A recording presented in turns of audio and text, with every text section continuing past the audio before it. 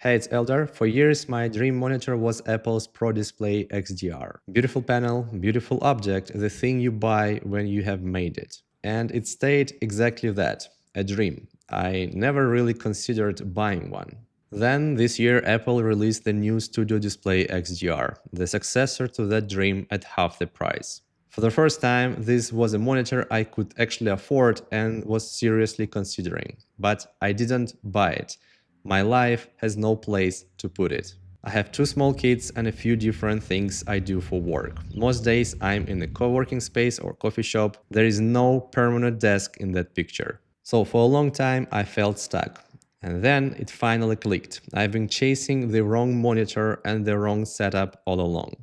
I didn't need a great desktop monitor. I needed a portable one good enough to become my main monitor when I needed to do some real work.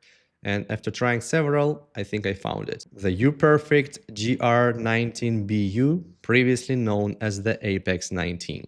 Portable monitors are usually treated as secondary displays, an extra screen next to your laptop. Nice to have, but never essential. That's not how I use this one. This is the screen I design websites on, edit videos, write scripts, including this one. So the question is not whether this is a good portable monitor. The question is it good enough to replace my main monitor? And that's where the 19-inch size matters. Before this, I used a couple of 16-inch portable monitors, and for a lot of people, 16 inches is enough. For me, it wasn't. At a comfortable working distance, this feels much closer to a desktop monitor than a portable display. Two apps side by side, a video timeline, a website builder, there's multiple panels, everything has room to breathe. And less professionally, the football matches look much better on it too. And because the panel is 4K at 19 inches, it stays Apple Retina level sharp.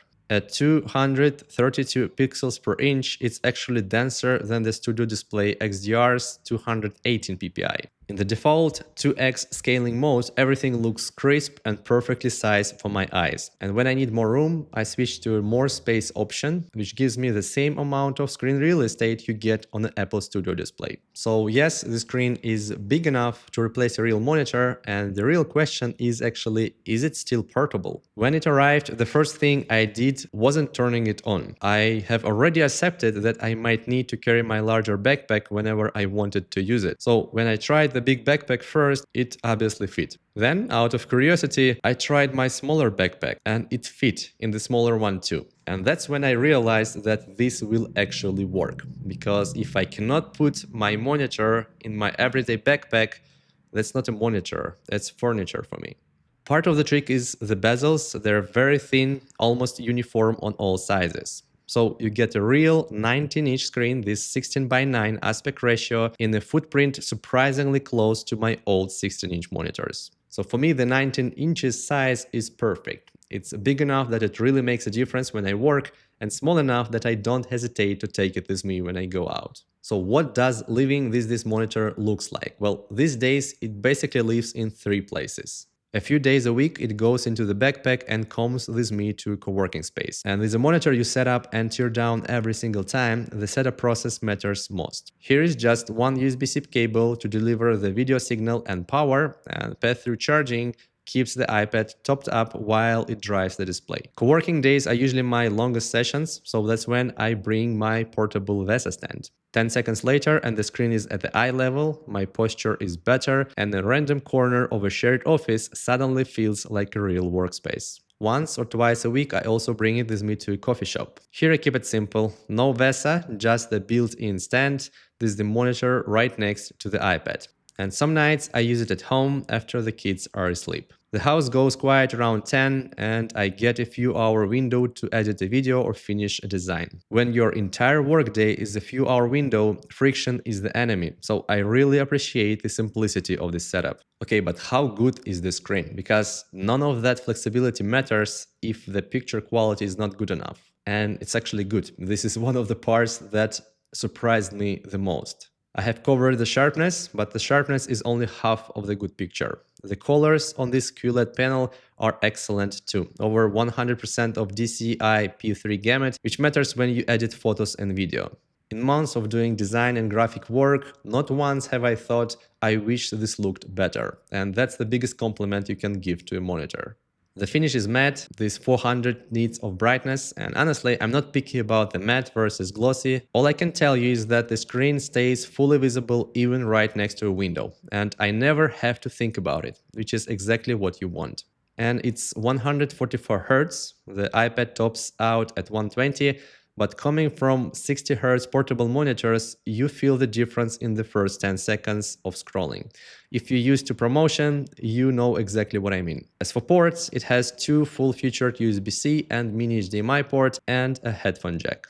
So let's talk about the things I don't like, because it is not perfect, and let's be honest. The speakers are quite weak, and I end up using the built-in speakers of my iPad or a MacBook, or even connect the Bluetooth AirPods or something like that. Then the hardware buttons on the side. And here's the funny part. They only stand out because the rest of this monitor is built so well. The body is aluminum and feels solid, so when the buttons make this slightly cheap, clicky sound, you notice the contrast.